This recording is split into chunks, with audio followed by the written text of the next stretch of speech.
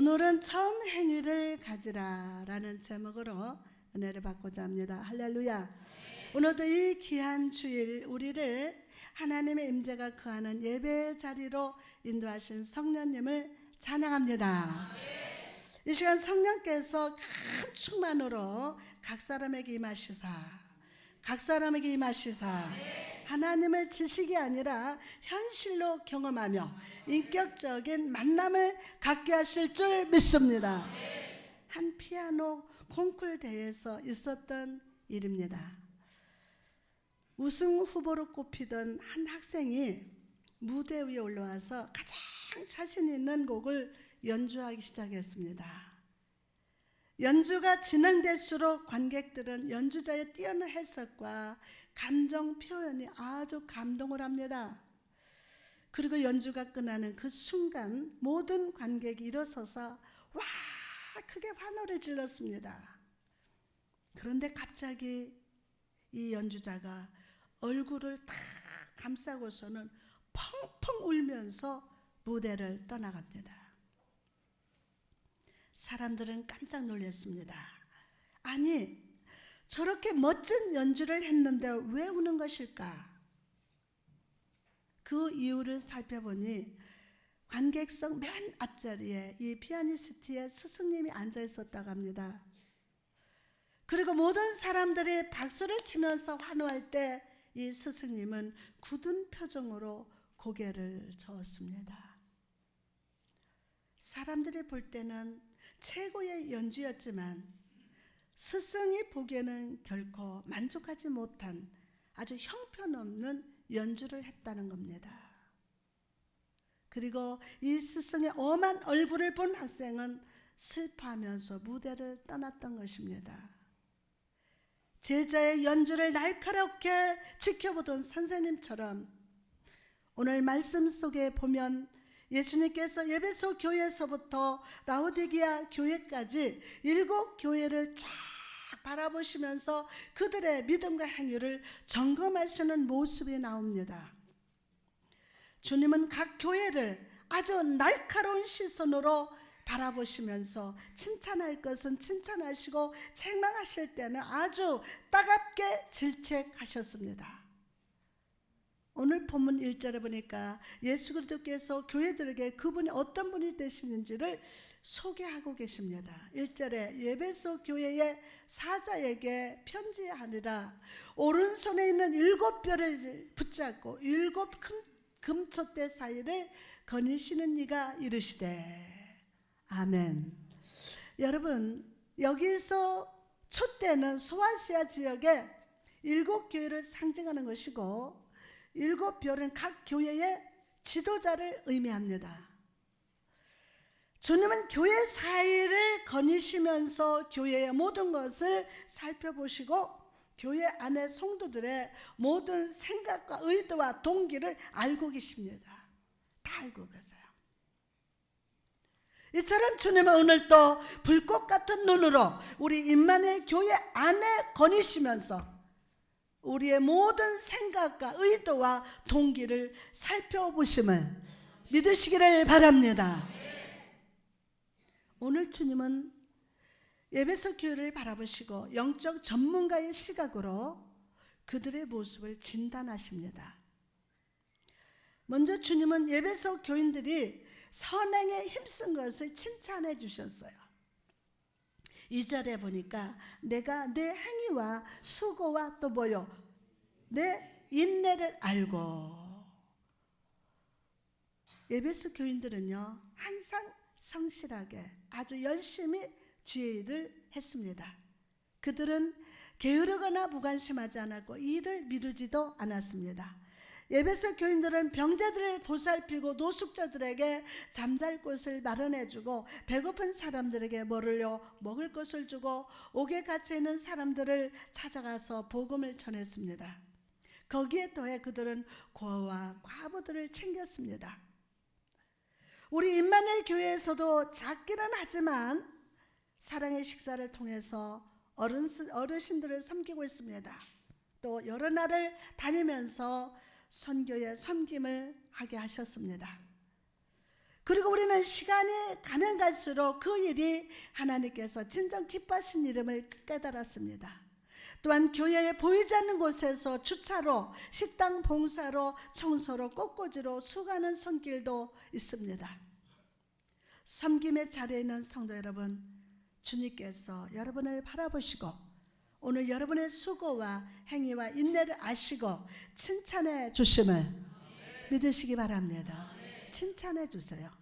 두 번째로 예수님은 예배소 교인들의 시련을 참고 견딘 것을 칭찬해 주셨습니다.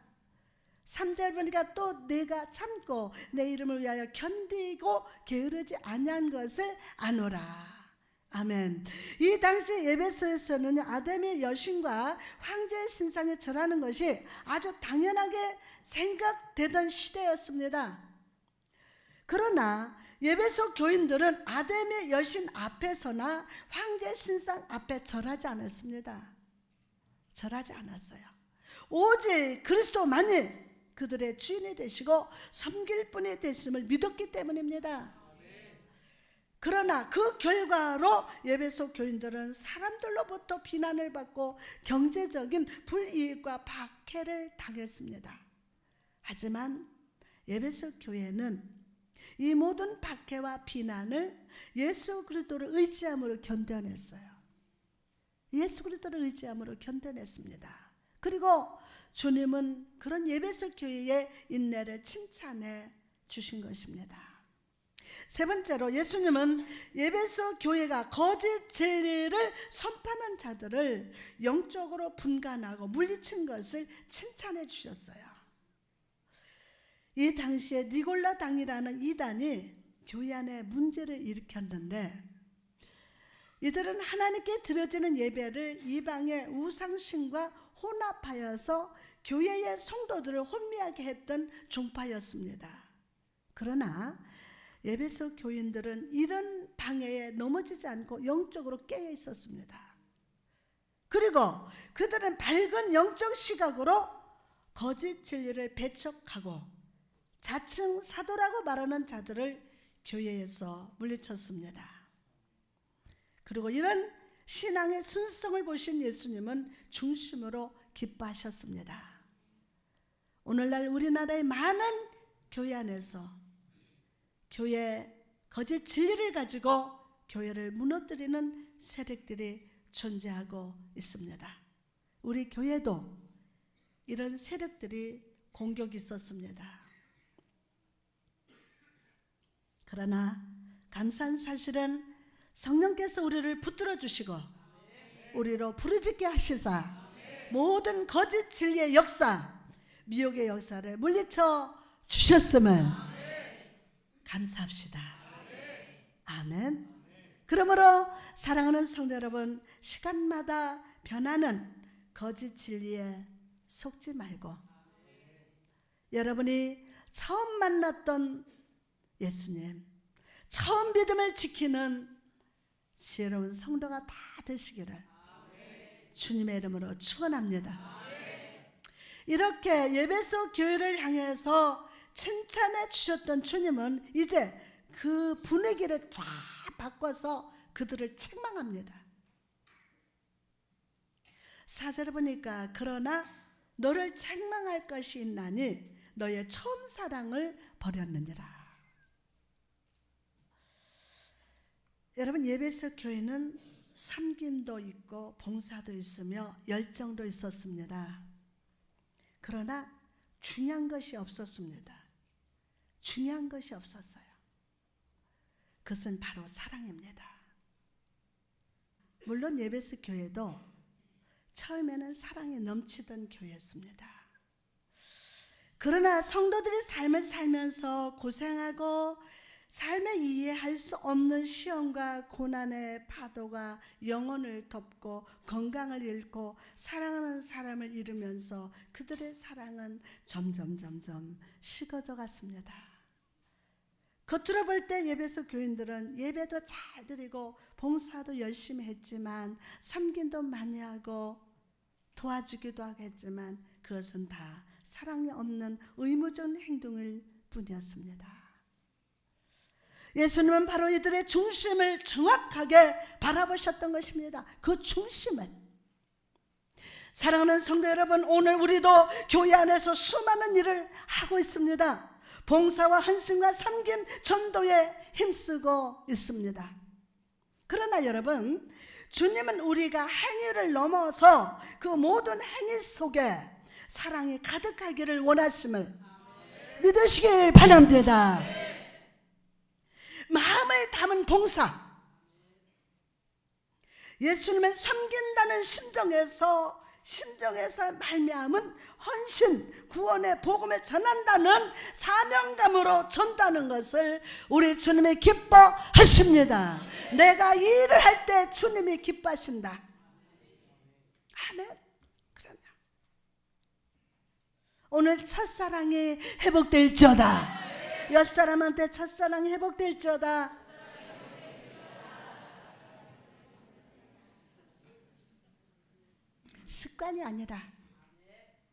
습관이 아니라 사랑으로 주를 섬기는 자가 다 될지어다.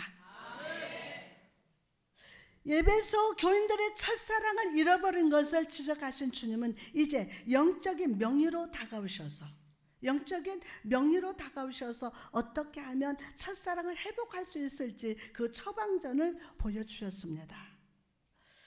사랑하는 여러분, 오늘 이 영적 처방전은 바로 우리를 향한 처방전인 줄 믿습니다.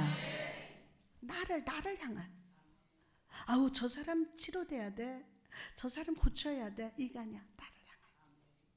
여러분, 오늘 이 영적인 처방전은 바로 우리를 향한 처방전인 줄 믿습니다. 오늘 이 말씀을 잘 듣고 깨달아서 첫사랑을 회복하시기를 주님의 이름으로 축복합니다. 먼저 주님은 예배소 교인들이 어디에서 멀어져 있는지를 기억하라고 하셨습니다. 예배소 교인들은 교회 안에 있었지만 그들의 마음과 생각과 영혼은 주님을 떠나 있었어요. 그래서 주님은 그들에게 다시 주님께 돌아오라고 간절히 불러주셨습니다. 여러분, 모세를 떠올려 보시기 바랍니다. 모세가 이스라엘 백성과 함께 출애굽을 했을 때 하나님은 가나안 땅으로 가는 빠른 지름길로 이끌지를 않으시고 광야 40년간이나 헤매게 하셨습니다. 그리고 하나님께 불평하던 1세대가 다 죽은 후에야 비로소 가나안 땅에 이르게 되었습니다. 왜 이렇게 하셨을까요? 그들의 몸은 애굽을 나왔지만 그들의 마음속에 자리 잡은 불신과 불평의 애굽에서 나오지 못했기 때문입니다. 이스라엘 백성이 마음속에 자리 잡은 애굽에서 나와서 오직 하나님만 의지하고 바라보는 자가 되기까지 몇 년 걸렸습니까? 40년간 하나님은 기다리셨던 겁니다. 40년간.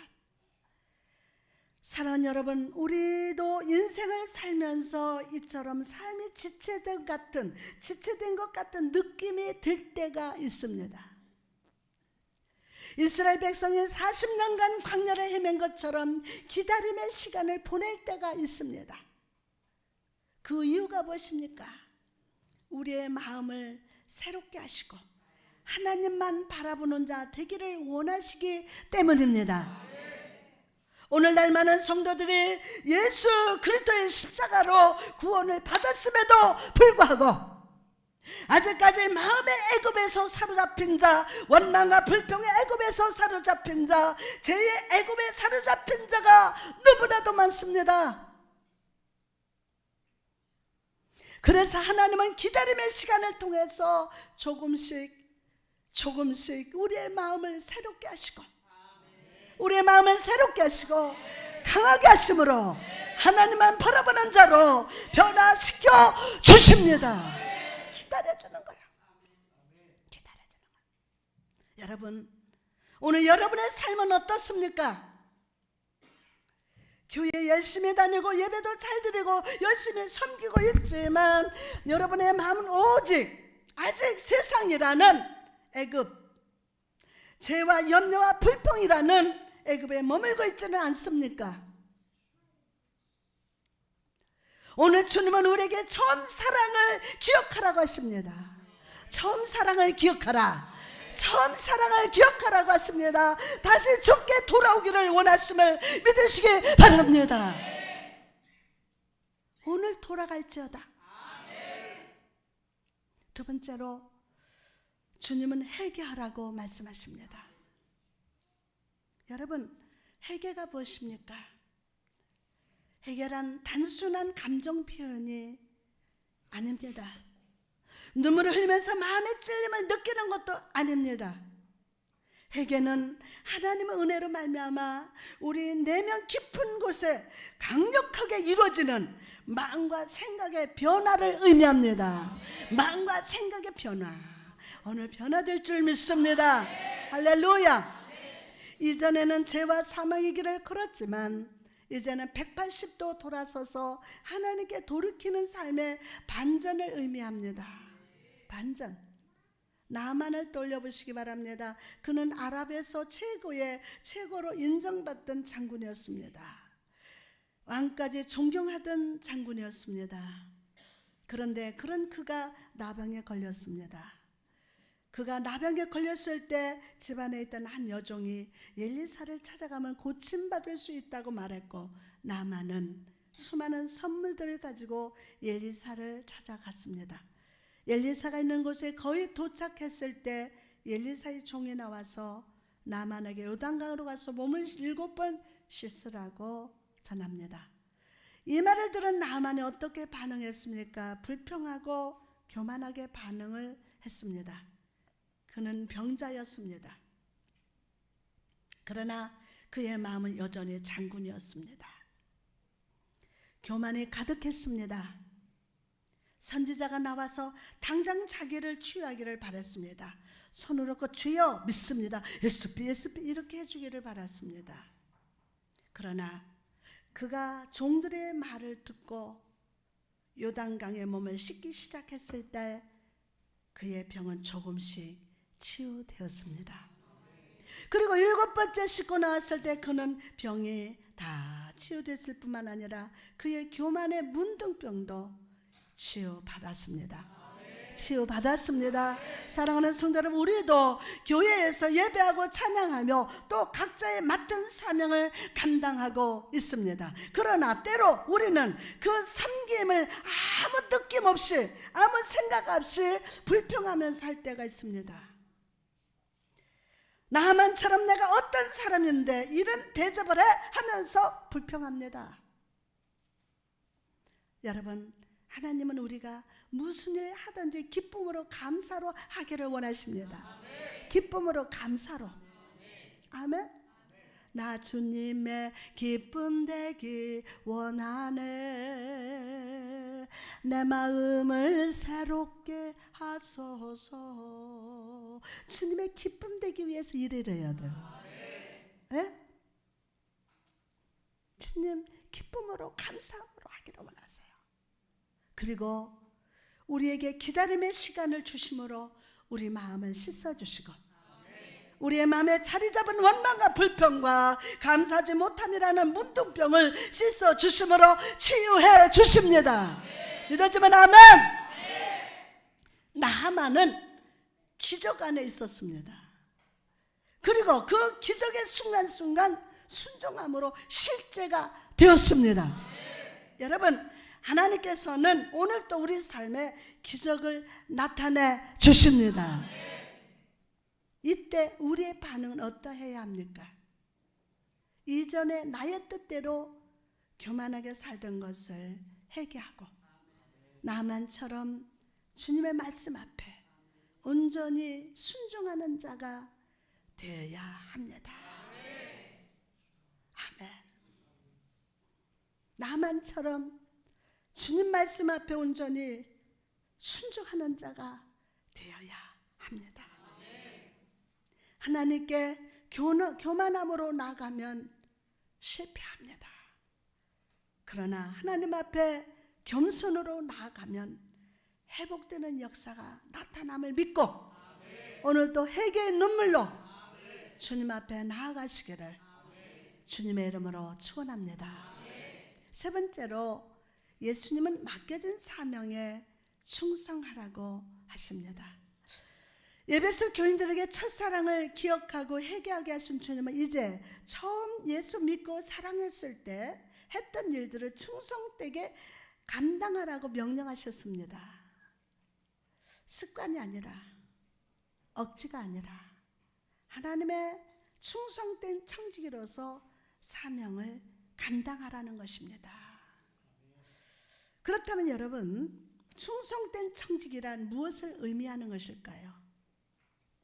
청지기는 주인이 가장 신뢰하는 종 중에 뽑았습니다. 그리고 그 청지기는 주인에게 집의 모든 권리를 위임받아서 주인의 권리를 행사했습니다. 위임을 받아서 주인의 권리를 행사했어요.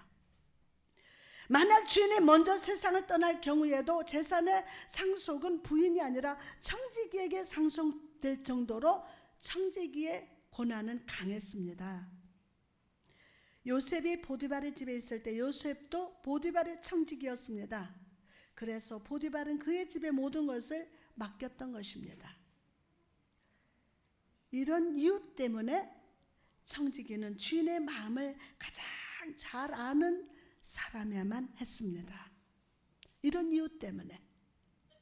이처럼 우리는 이 땅에서 하나님의 청지기의 삶을 살아야만 합니다.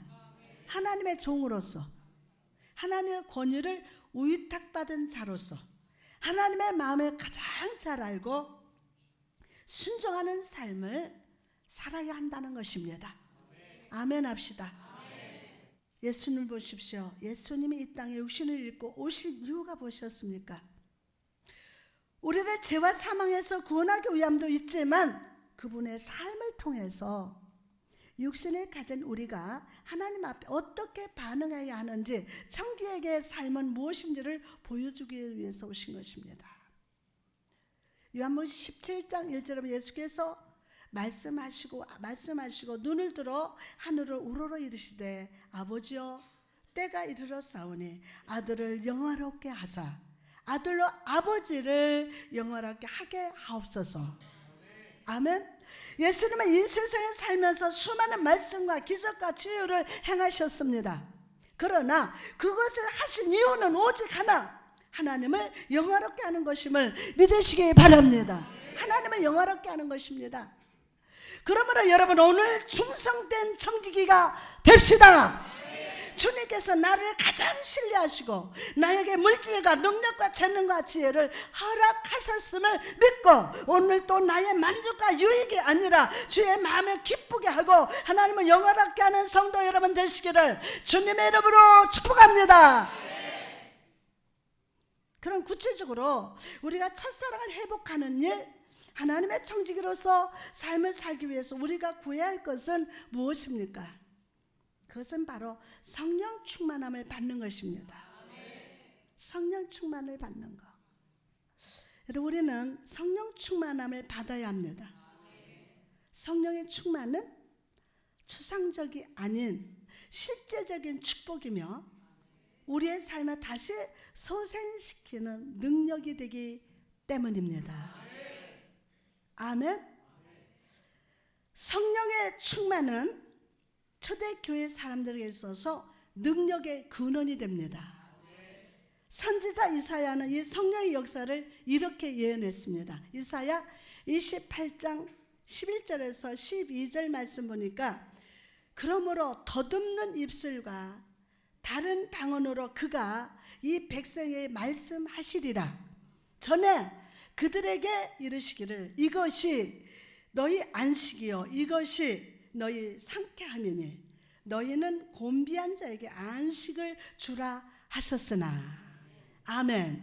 자, 여러분, 성령의 충만함이 임할 때 그 충만이 나로 안식을 누리게 하고 나의 마음과 영혼을 상쾌하게 하십니다. 그렇다면 성령 충만을 받아야 할 사람은 누굽니까? 누구예요? 첫째로 사명자로 서 있는 사람들입니다. 어떤 자들? 사명자로 서 있는 사람들입니다.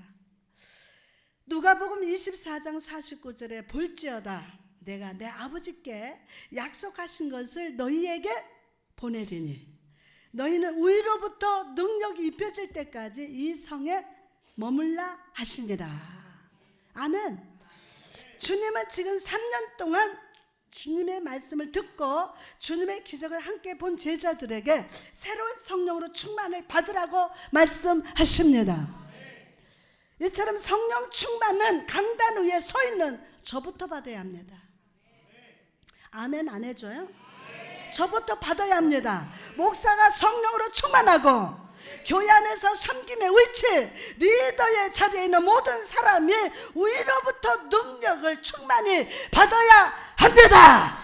오늘 받을지어다. 받아야 돼요.